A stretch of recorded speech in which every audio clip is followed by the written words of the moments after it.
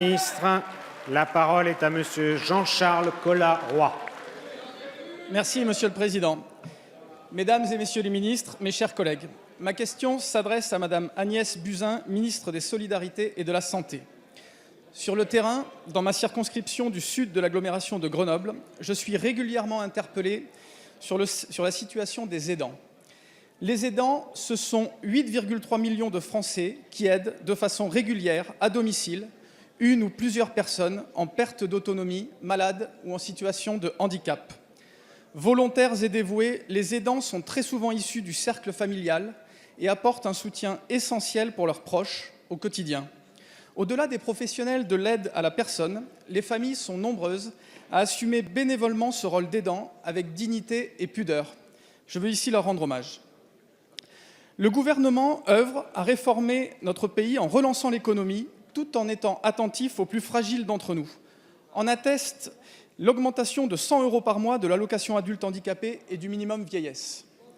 Outre ces annonces fortes, nous devons accompagner les aidants qui jouent un rôle essentiel pour maintenir le lien social.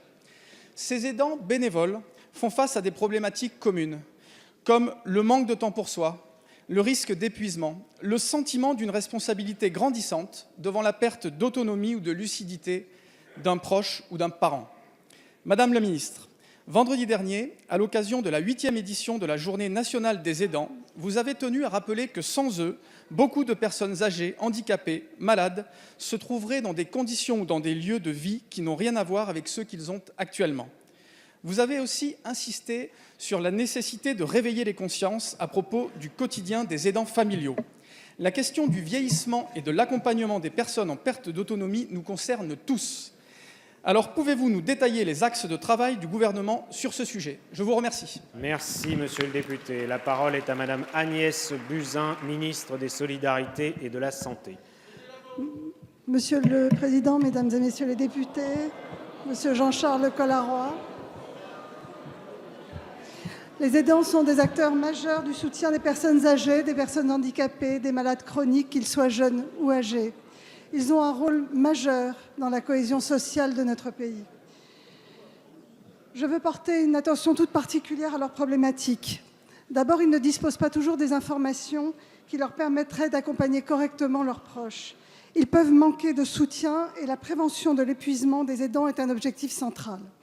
Il m'apparaît en effet nécessaire de trouver des solutions plus efficaces pour les 8 à 11 millions de nos concitoyens, qui sont en grande majorité d'ailleurs souvent des femmes, et qui aident les proches vieillissants, handicapés ou malades. Toutes les solutions vont être étudiées. Le répit à domicile avec l'expérimentation du baluchonnage ou du relayage.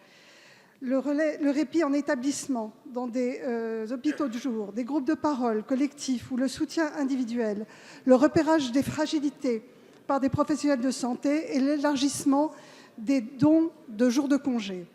Dans le cadre de l'APA, un module de répit pour les aidants d'un montant de 500 € par an a été mis en place. Dans le cas d'une hospitalisation, il est de l'ordre de 1 000 € par an. Des actions de sensibilisation et d'information seront menées en France. Pour l'instant, elles restent dispersées et demandent à être structurées. La constitution d'un réseau de soutien aux aidants et de proximité me semble nécessaire. Une mission vient d'être confiée à Madame Dominique Gillot, axée sur comment concilier vie professionnelle et vie d'aidant et comment retourner à l'emploi. En effet, nous devons encore avancer pour que toutes les personnes qui sont parfois contraintes de s'arrêter de travailler, quel que soit leur statut, en aient les moyens sans sacrifier leur propre vie. Nous allons donc favoriser le dialogue entre les professionnels et les aidants, améliorer l'articulation, parce que la qualité du soutien aux aidants conditionne la qualité de soutien à nos personnes âgées et handicapées. Je vous remercie. Madame la ministre.